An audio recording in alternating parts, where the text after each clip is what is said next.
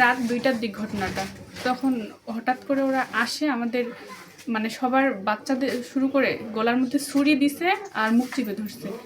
তারপরে আমি ভাবছি যে স্বপ্ন, তো দেখতেছি বাস্তবে চোখ খুলে দেখি, তো আমি একটু নিঃশ্বাসটা খালি নেওয়ার জন্য একটু খালি মানে জাস্ট হালকা করে হাতটা খুলে একটু খুলে ওই কথাটা বলতে পারছি।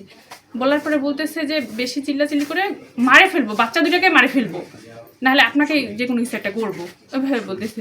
তার মধ্যে ছুরি মানে বড় বড় ছুরি এগুলা ধরছে গলার মধ্যে।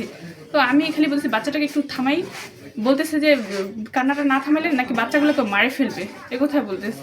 এরপরে হচ্ছে বলতেছে সোনাগোনা কোথায় আছে বের করে দেন তাড়াতাড়ি। তাই আমি বলতেছে কানেরগুলা বের করে দেন। আমি যে আচ্ছা কোনো ক্ষতি করে না, আমি দিচ্ছি, যা যা লাগে দিচ্ছি। পরে কানেরগুলা বের করে দিচ্ছি, হাতের চুড়ি ওরা ওগুলো সব কিছু ওখান থেকে বের করে নিচ্ছে। আমার বাচ্চার কানের দুল, আংটি, আমার পায়ের রূপার আংটি সহ থেকে সব কিছুই নিয়ে নিচ্ছে। আমার মার হচ্ছে হাতের চুড়ি, আমার মার কানের দুল সব কিছু নিয়ে গেছে।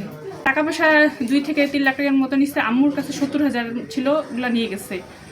আমার হচ্ছে 7 থেকে 8 ভরির মতো স্বর্ণ নিয়ে গেছে।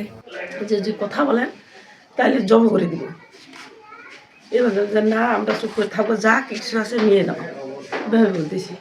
আলমারি সুকে যা ট্র্যাক ছিল সব কিছুই বাড়ি করছি করে, ওদের যা নেওয়ার টাকা পয়সা ছিল, সোনা দানা ছিল, টাকা মজুত টাকা ছিল, সব নিছে।